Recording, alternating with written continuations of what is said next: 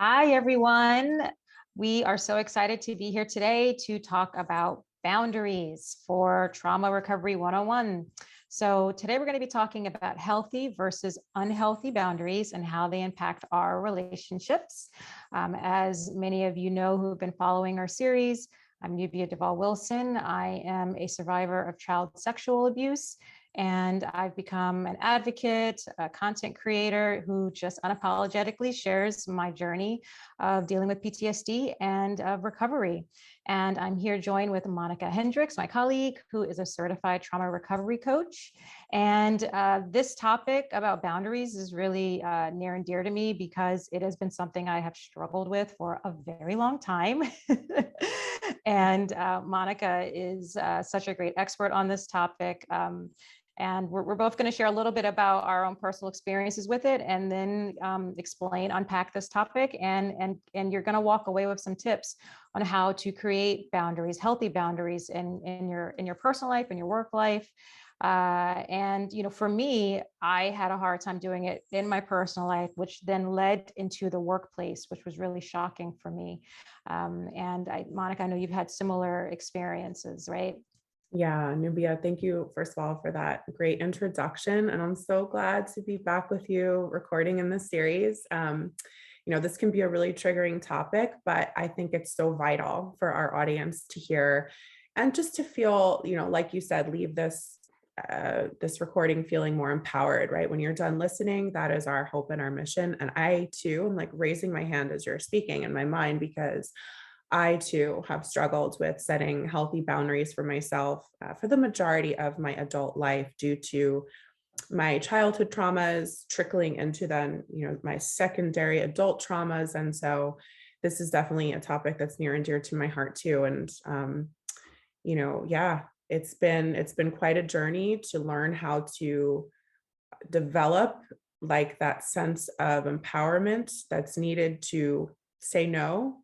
I have this quote, I think we were chatting about it earlier, that it's really important to learn to say no without guilt and yes without fear. And that's the sense of like empowerment of a healthy boundary setting. That is so perfect. I love that quote.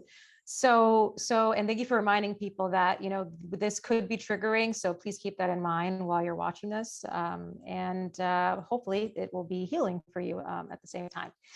So actually, can you talk a little bit about what does that mean to create boundaries? Like you and I are just so used to this topic, but other people might be like, well, what is that? What is a boundary and what does that mean? Yeah. So a boundary is really a way for an individual to assert a sense of agency and control over their internal, world versus relying on circumstantial power. So somebody with like no boundaries, I'll give you an example of what poor boundaries would look like, would be somebody who says yes to everyone in their social circle for maybe events or in regards to like family events, saying yes when they really just need to stay home and take some time to recalibrate their nervous system and relax. This feeling of like need to over obligate and say yes to everything. For a more extreme, perspective in terms of like relationships and unhealthy boundaries, somebody with unhealthy boundaries in relationships most likely attracts people who will violate them.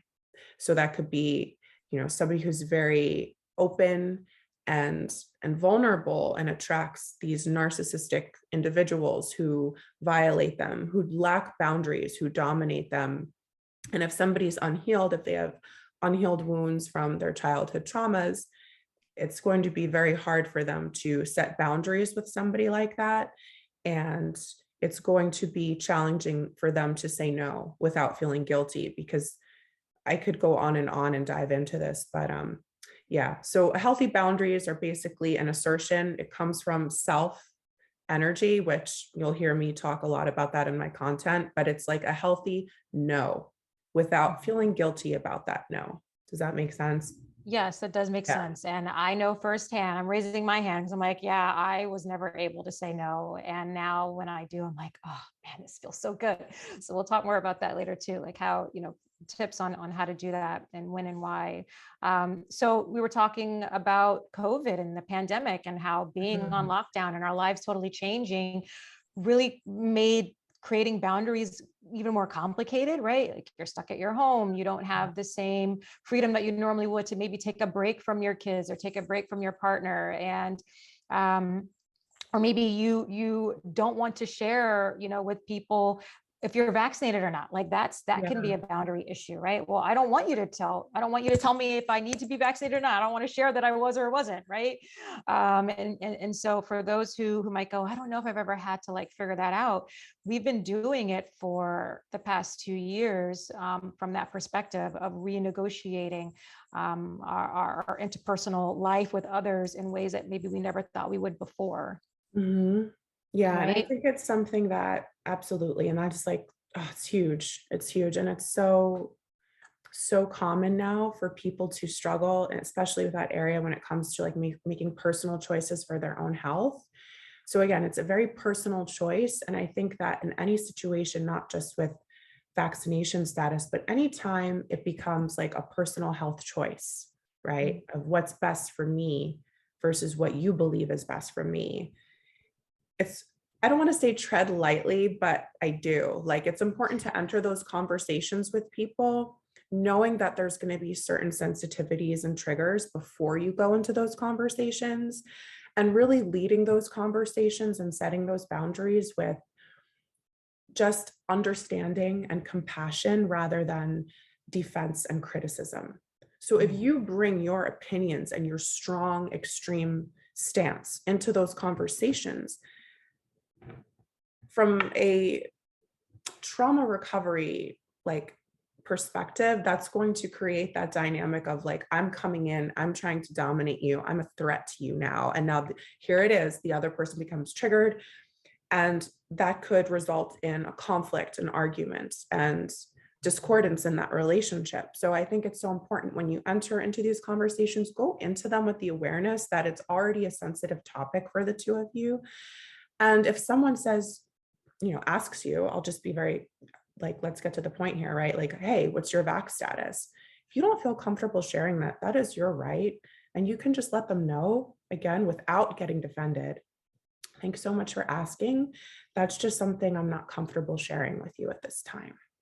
That's a That's great it, example. right? Mhm. From that energy, though, I think it's also the come from when we set boundaries. Like what is your come from? What energy are you in when you deliver that boundary? Do you deliver it with like, I'm not going to talk to you about that? Or do you deliver it with, thanks so much for asking? So now you're validating that other person. And then you continue to lead with, I'm just not comfortable sharing that right now. And if they persist, that's how you know, okay, this person doesn't respect my boundary. It's very Mhm. simple. Once you set it in that way, what comes after will be very telling. I think that's great advice. And it made me realize that although, like I said earlier, because I was abused as a child, and also I was raised by a narcissist in my family of origin. I just didn't have I didn't feel comfortable saying no. I always said yes to everything. And it would even impact my friendship. My friends would be like, why is it that we are so overbooked tonight? Mhm. You have us going to like 5 different places tonight to hang out because I didn't say no to it, or would bring people into our group, to hang out one night. And they're like, we didn't want this person there. I'm like, oh, well, I felt bad. They wanted to hang out. So Yeah. it's just interesting how I see, looking back now, how, I mean, some of it's not the hugest deal in the world, my point is, I'm realizing now that once I got into the workplace, and once I started to evaluate how I interacted with my bosses, with my colleagues, and Mhm. how the lack of being able to create boundaries was creating problems for me, the workplace is what enabled me to have the conversation that you just said, figuring out how to say it in a way that validates the person, but then also creates that boundary for yourself to explain why you're saying no. And if I hadn't figured that out in the workplace dynamic, I don't know if I'd be able to do it as well as I do now.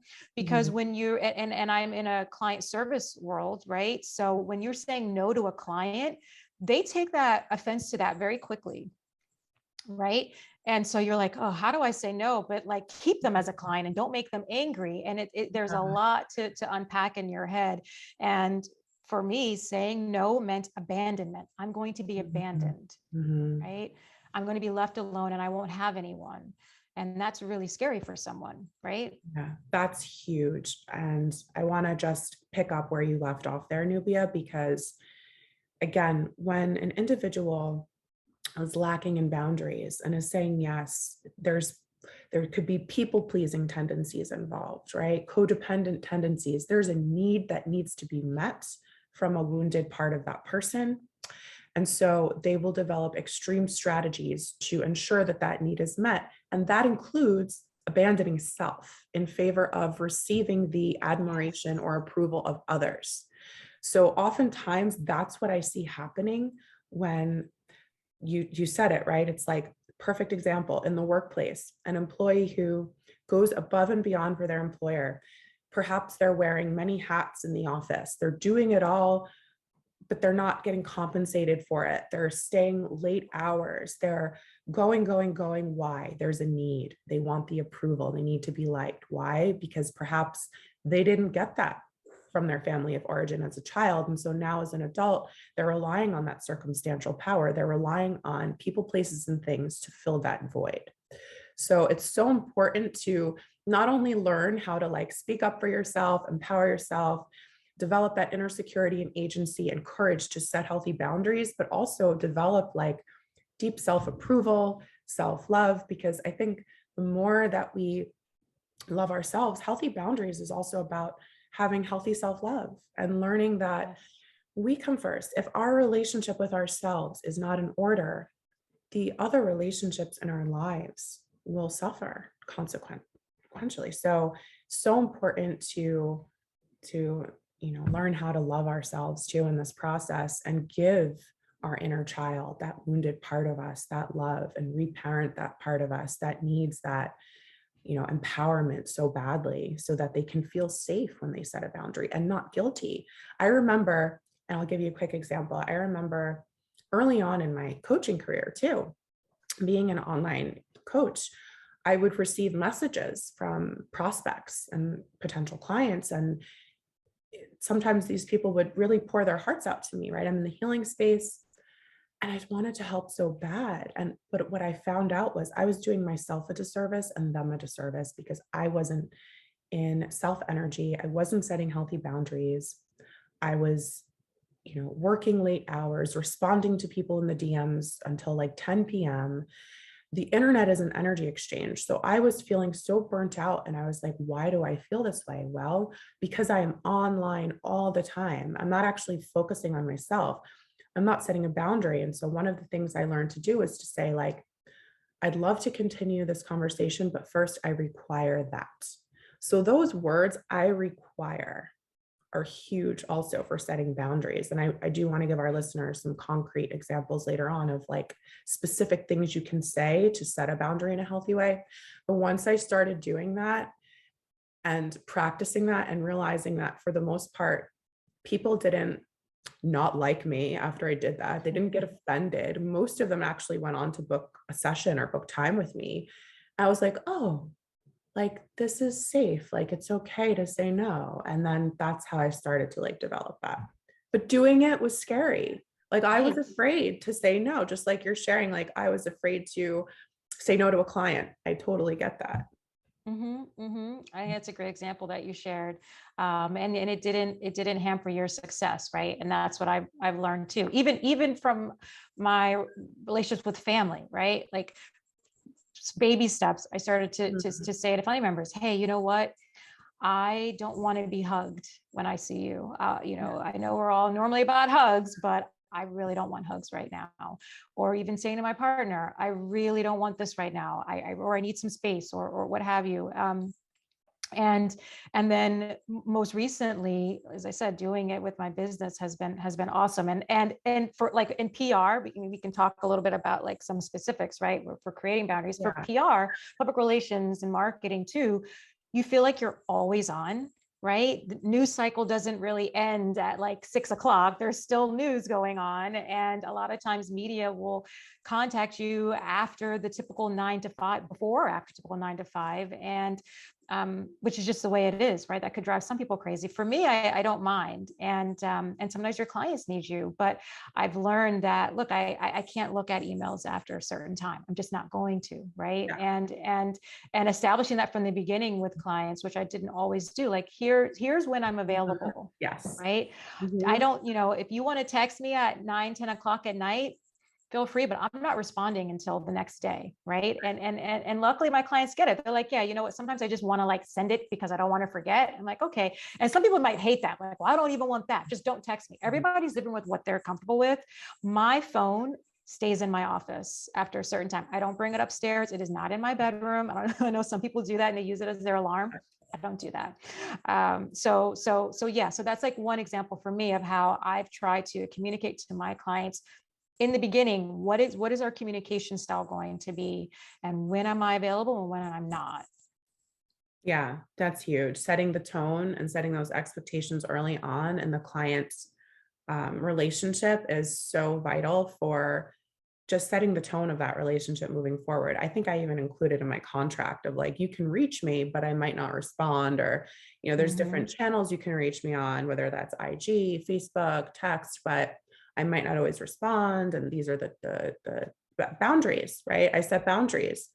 And I think it's important, and my clients respect them. I respect their boundaries, and it's a beautiful relationship at the end of the day. But yes, I agree. Like, set the tone for them early on, whether that's client relationship, whether that's the relationship with your new romantic partner, whether that's your children sometimes, right? Your children. Right. I have a teenager who consistently wants to violate my boundaries. And, it could just be like with texting, right? It's nothing major, but I have to set the tone as the parent that like, no, like, it's okay for mom to say no to some things, right? I don't always have to say yes.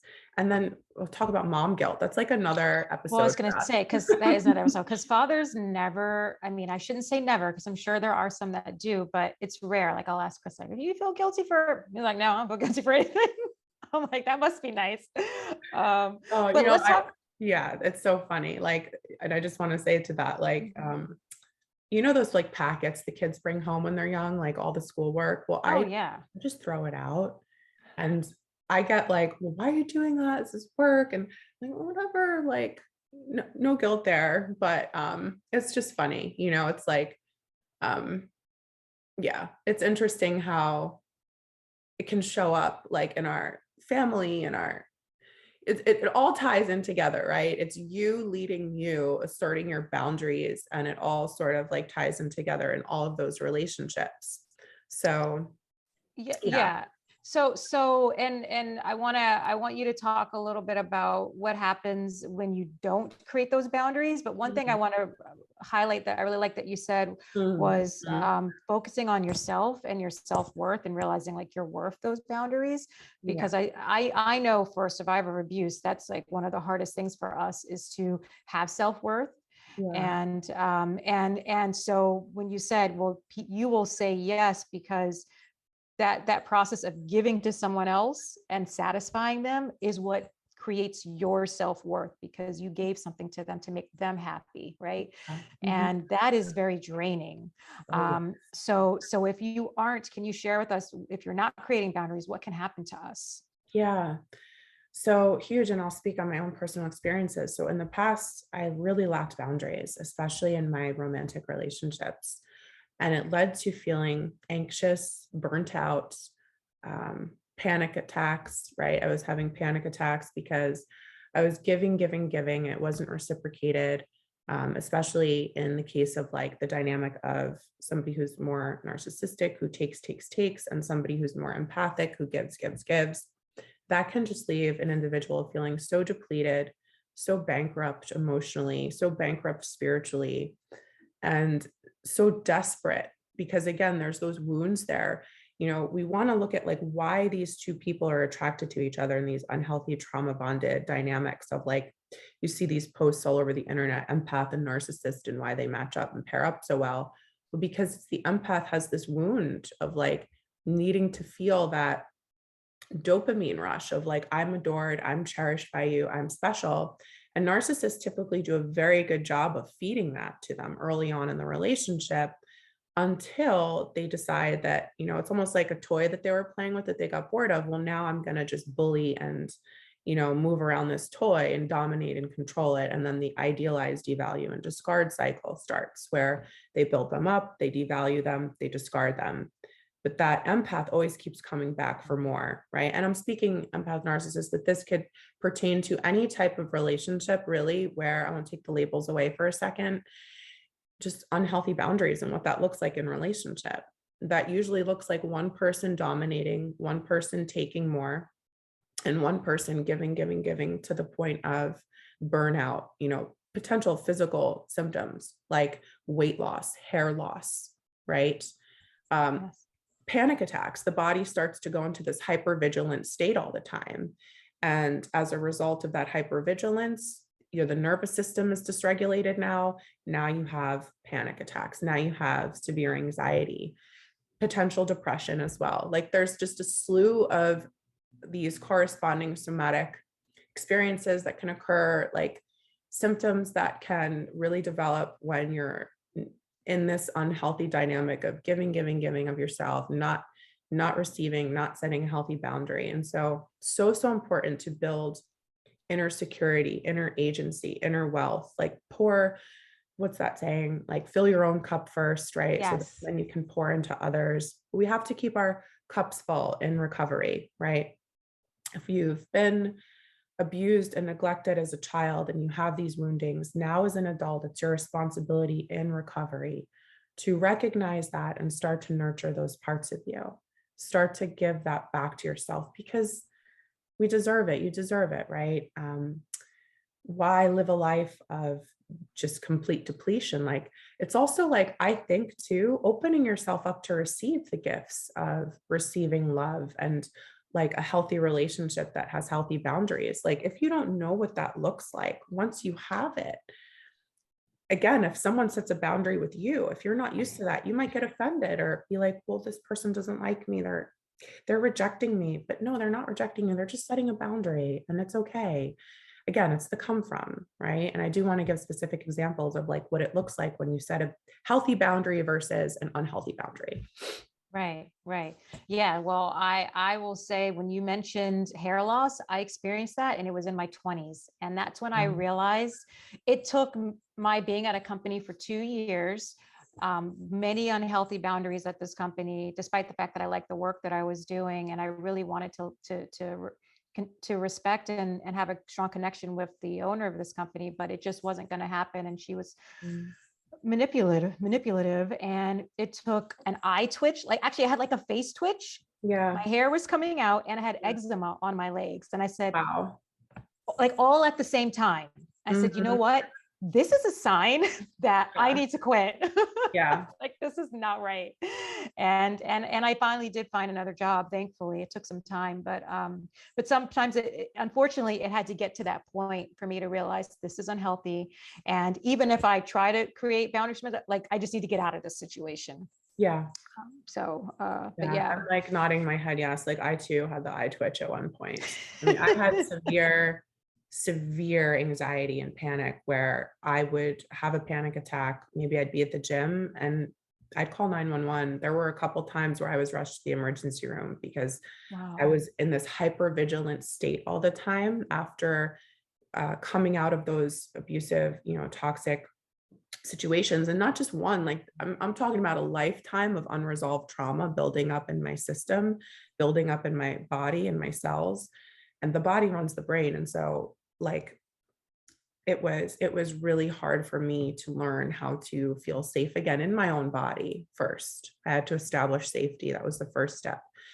And then to learn the skills required to set healthy boundaries moving forward so that I didn't continue to repeat. I didn't want to attract people anymore that would dominate or violate, right? Like I wanted to start to attract people who were healthy, who were loving, who were safe humans for me. So yeah, what is that healthy versus unhealthy boundary? Yeah, so an unhealthy boundary would look like, let's see. So if I'll speak to relationships again, because I just feel like romantic relationships are such a Yeah. key area. And then I can also speak about professionally what that looks like. So in a romantic relationship, an unhealthy boundary would be even seeing something that your partner's doing that you're not comfortable with and holding it in for fear of upsetting them, versus setting a healthy boundary and saying, I noticed that you've been doing this a lot, and it's something that I think I'm not okay with. And I think I need to set a boundary here with you around this. Is it okay if we talk about this more? So that's an example of setting a healthy boundary. An unhealthy boundary would look like not saying anything and just stuffing it in and holding it in. Another example in romantic relationships of an unhealthy boundary would be if you're, let's say you're in a conflict with your spouse or your partner, and there's someone who really lacks boundaries and doesn't respect yours, and they're messaging you, and you're getting like 25 text messages, and now the paragraphs are starting up. This is clearly an emotionally immature, trauma bonded dynamic I'm speaking on. But an unhealthy boundary would be to continue to respond to this person because you have anxious attachment, versus putting the phone down and saying to them, either on the phone or in text, I'm not available for this conversation right now, but we can talk later. That's what a healthy boundary would be.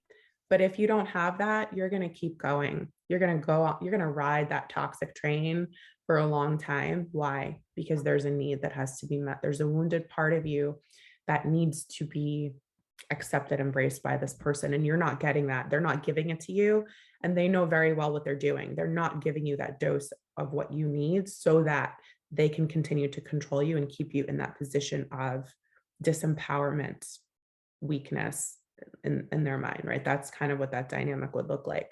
So it's really about, speaking up for yourself. Unhealthy boundaries, like I said earlier in this conversation, really look like saying yes to everything and not understanding how to say no. So say no without guilt and yes without fear. And another really great way, and I want to share this before it escapes me, to set a healthy boundary with anybody is, again, like I said, someone invites you somewhere you don't want to go, or if someone's going at it with you and you don't want to talk, you just simply respond with a one-liner of, I'm not available for this right now.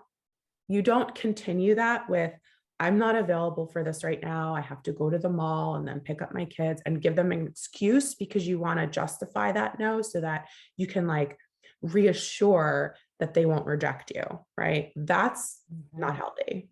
That's what it like is. codependency, people pleasing 101 right there.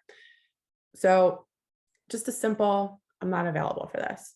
And let me tell you, Nubia, when I first started to do that, it was so uncomfortable for me. I felt like I was like, I'm being like mean. Like, this is mean. This isn't nice. This is not about being nice. This is about like being an adult and being emotionally mature and having inner security and agency and saying no and like being okay with it. So again, I hope that answers your question. And then professionally, it looks like setting the tone, as you mentioned early on, with your clients or your coworkers or your employer. These are my expectations. What are yours? Getting to know that, working with that, and maybe having those uncomfortable conversations with your employer or your client and saying, listen, I feel that we've both been lacking in our boundaries. I'm committed to creating healthier ones with you. Let's explore how we can do this together. Or, let's say you're the employee who is overworked and underpaid, wearing all the hats in the office, sitting down and having that transparent, frank conversation with your employer and saying, I really feel like I'm overextending myself, and I'd really like to know if there's the potential for more income for me. Like, make the ask, learn to make those asks. And again, if it continues on and your boundaries aren't respected, then maybe it's time to look elsewhere for employment, right? Or, maybe it's time to end the contract with that client, right? If they're not respecting it. These are just grown-up decisions that we get to make now that we're healing, now that we're recovering from our traumas. We get to go back now, that little child who didn't have a say when they were being abused, who couldn't speak up for themselves when they were being molested, who couldn't, fight back when their father punched them in the face. You get to do that now for that child. You get to be that parent. You get to be that guide, and you get to learn how to say no and mean it and be okay with it. That is so well said. I think you've done a great job of explaining this to our audience. And really, I think you actually said this when we talked about this topic before. If you're able to do this and it takes practice, what you find is inner peace, right? And it's the inner peace that you can't have if you don't do this. And it is that small child in you that you're doing it for, because that is how you interact in the world. With the wounded child that's within is interacting with everyone in the world, right? And you want that inner child to find peace. It deserves peace. But until you realize that, it's going to be really difficult to attain it. Yeah, So I love that. And I've also found that when we heal, especially as survivors of childhood trauma, and we set those boundaries, what usually parallels to that in our inner world is the release of shame, because yes. a lack of boundaries perpetuates shame. A lot of us come into this with deep, deep shame. Like we are shackled up with chains of shame for all those times we couldn't say no as a child, right? We just took the abuse. We couldn't say no. But now as an adult, if we perpetuate that, we just compound that shame. So setting boundaries is not only about creating inner peace, but it's about like releasing the shame fully now from the system, right? And really, really like saying, I'm proud of myself and meaning it. Because it's one thing to say it from like this cocky, egoic, like prideful place of like, oh, I'm amazing. I got this. No, it's a different, like, I'm really proud of myself. Like, wow, look how far I've come. So inner peace comes with setting healthy boundaries, health and vitality, right? From like a physical Yeah. place, like your hair will Yeah. start I got to my hair grow. back. You'll start to glow again. You'll start to feel really good about yourself. Internally and externally, it's a transformative experience of like growing up, right? Just growing up and taking that responsibility back, taking your power back. So Yes, that's a perfect way to end our conversation. That's yeah, just so inspiring. yeah. Thank you so much for speaking on this, and like my hope, and I know your hope is too, is that like we reach these people who maybe haven't had the courage yet to say no, right? Right. We'll say no for you. We'll say Right? no for We'll, you. we'll help you. Like, and if anyone wants to get in touch with you, Nubia, how can they do so? Yes, thanks. So, yep, they can go to nubiaduval.com and they can find me on Instagram at Nubia D. Wilson. And we'll put that in the notes of this when we share this talk. And I'm also on Facebook, but all that really is just duplicating Instagram. So you're better on Facebook than I am, Monica. Yeah. What about you? How does everyone find you? I feel like now I'm shifting more towards the gram, but yeah, same. You can find me on Instagram. My Instagram handle is Monika with a K, my middle initial N, and then Hendrix, and then Facebook is just Monika Hendrix. And I'll include that as well in the comment section. And yeah, I'm just so glad we did this talk. I'm like, Yeah. I don't know about you, but I'm already feeling like more empowered today. I'm like, Yeah, I know. I'm like, I yeah, want to go I set feel some boundaries. better. I know. I'm like, what new boundaries can I set today? Yeah. Oh my gosh. Oh, and I forgot I'm on TikTok. I always forget to say that I'm on Oh TikTok. yeah. I'm TikTok. obsessed with TikTok now, Really. but yeah. I think at some point I'm gonna pull you on there too, because you're not as Awesome. Yeah. active on Well, if it. I ever But get it going, I will be sure to check it out. So, yes, well, yes. I'm But excited. I'm excited. We're wrapping up the first quarter. And for those of you still listening, Nubia and I already have some ideas brewing for the second quarter. So stay tuned. There will be more of these videos. And yeah, thank you so much for joining us today. Thank you, Nubia. And I'm looking forward to more of these talks. yes, me too. All right. Bye. Great.